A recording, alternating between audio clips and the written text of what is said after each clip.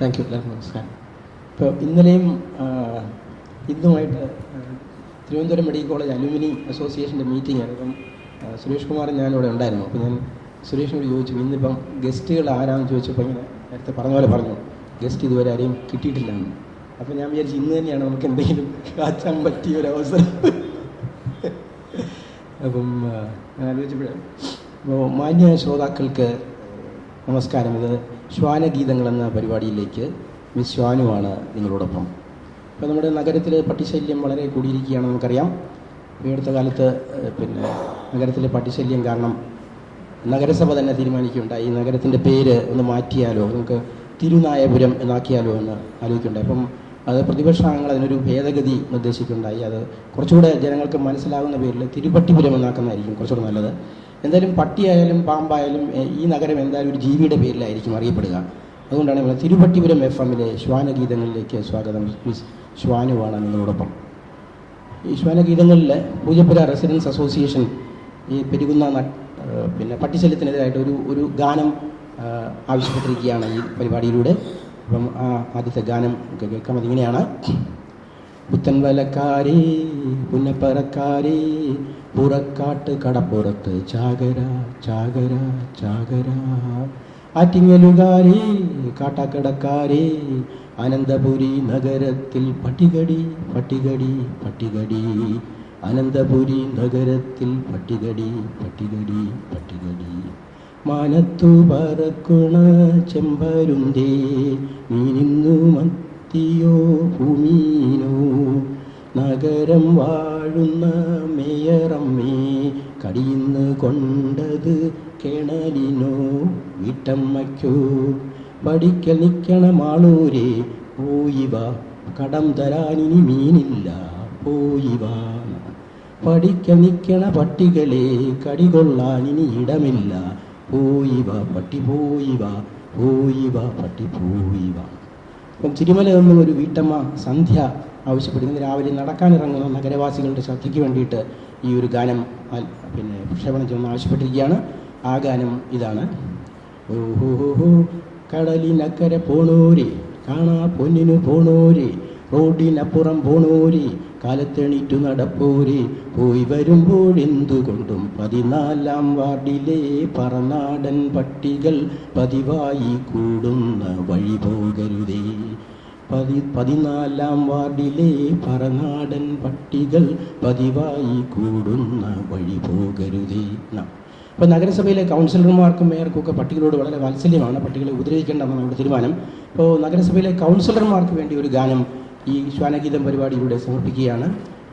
പറവകളായി പിറന്നിരുന്നെങ്കിൽ പറന്നേനെ നമ്മൾ പറന്നേനെ, ചിറകുരുമി ചിറകുരുമി പറന്നേനെ നമ്മൾ പറന്നേനെ, പട്ടികളായി പിറന്നിരുന്നെങ്കിൽ കടിച്ചേനെ നമ്മൾ കടിച്ചേനെ, വാതുറന്ന് വാലുപൊക്കി കടിച്ചേനെ നമ്മൾ കടിച്ചേനെ.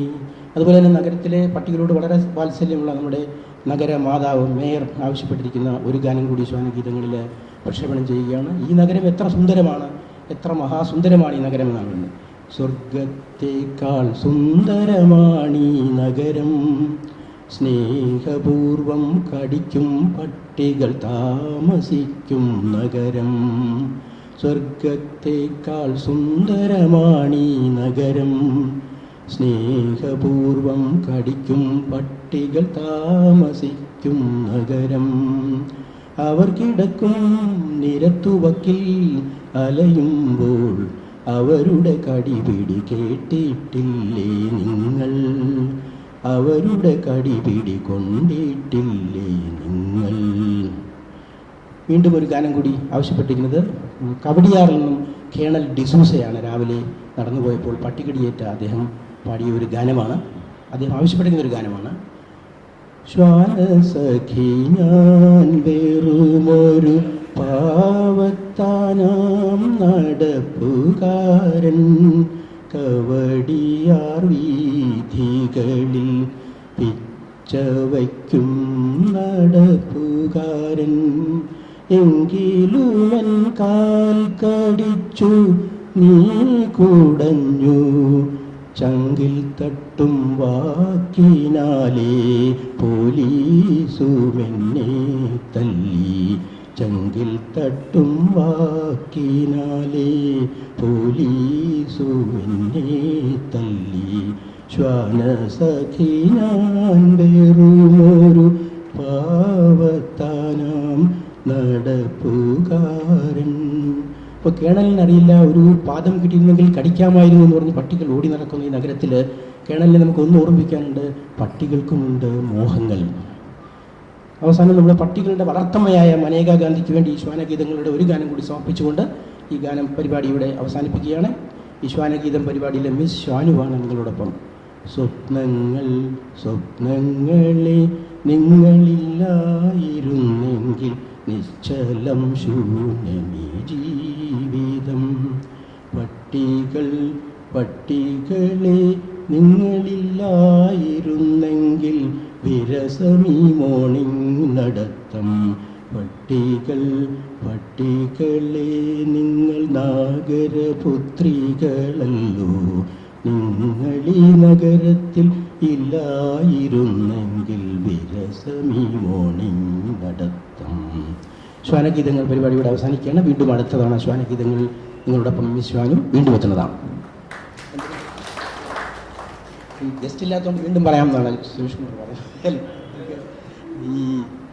ഞാൻ ഓർത്തത് ഈ അപ്പി അംബാസഡേഴ്സ്, നമുക്ക് ഓരോ പ്രോഡക്റ്റും മാർക്കറ്റിൽ എത്തിക്കുന്നതിനൊക്കെ ആയിട്ട് ഓരോ അംബാസഡേഴ്സ് ഉണ്ട്. ഇപ്പം മലബാർ ഗോൾഡിന് ഇപ്പം കരീന കപൂറുണ്ട്, പിന്നെ മോഹൻലാലുണ്ട്, ഒരുപാട് അംബാസഡേഴ്സ് ഉണ്ട്. ഇപ്പം പുതിയതായിട്ട് നമ്മൾ ഈ ശൗചാലയം കക്കൂസുകൾ നിർമ്മിക്കുന്നതിനൊക്കെ ആയിട്ട് ഒരു അംബാസഡർ നമുക്ക് എത്തിയിട്ടുള്ളതാണ് വിദ്യാബാലൻ.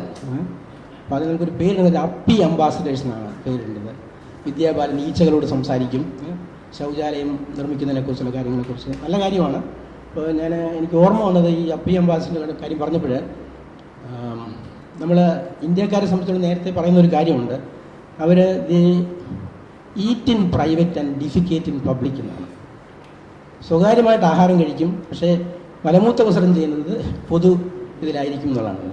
അതിനെക്കുറിച്ച് പണ്ടൊരു കഥ പ്രചാരത്തിലുണ്ടായിരുന്നു, പേരില്ലാതെ ഞാനതൊരു ഇന്ത്യൻ പ്രധാനമന്ത്രിയെ കാണാനായിട്ട് അമേരിക്കൻ പ്രസിഡൻറ്റ് ഇന്ത്യയിൽ വന്നപ്പോൾ പാലം എയർപോർട്ടിൽ ഡൽഹിയിൽ ഇറങ്ങുന്ന സമയത്ത് ഇപ്പോൾ എയർപോർട്ടിൻ്റെ ചുറ്റുമായിട്ട് കുറച്ച് പേരിങ്ങനെ വിസർജനം ചെയ്യുന്ന ഒരു കാഴ്ച കണ്ടിട്ട് അപ്പോൾ അദ്ദേഹം പ്രധാനമന്ത്രിയോട് പറഞ്ഞു, എന്ത് മോശമാണ് നിങ്ങളുടെ നാട്ടിൽ ഇങ്ങനെ ഈ ആൾക്കാരിങ്ങനെ പൊതുവായിട്ട് മലമൂത്ര വിസർജനം ചെയ്യുന്നതൊക്കെ തെറ്റല്ലേ. പ്രധാനമന്ത്രിക്ക് വളരെ നാണക്കേടുണ്ടായി. അദ്ദേഹം പറഞ്ഞു, ഞങ്ങളുടെ അമേരിക്കയിലും ഇതുപോലെയൊക്കെ സംഭവിക്കാറുണ്ട്, ഞാൻ അവിടെ വരുമ്പോൾ ഞാനത് കാണിച്ചു തരാം. അപ്പോൾ തിരിച്ചതുപോലെ പ്രധാനമന്ത്രി അമേരിക്കയിൽ ഒരു വിസിറ്റിന് പോയ സമയത്ത് അമേരിക്കൻ പ്രസിഡന്റിനോട് പറഞ്ഞു, ഇതുപോലെ ന്യൂയോർക്ക് എയർപോർട്ടിൽ ഇറങ്ങുന്ന സമയത്ത് ഇതുപോലെ കുറച്ച് പേരെ കണ്ടു. ഉടൻ തന്നെ പറഞ്ഞു, ഞാൻ പറഞ്ഞില്ലേ അതുപോലെ തന്നെ ഇവിടെ കുറച്ച് പേര് മലമൂത്ര വിസർജനം ചെയ്യുന്നുണ്ടെന്ന് പറഞ്ഞു.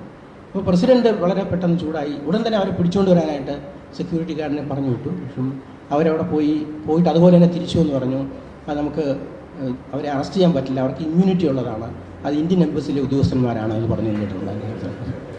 നമസ്കാരം.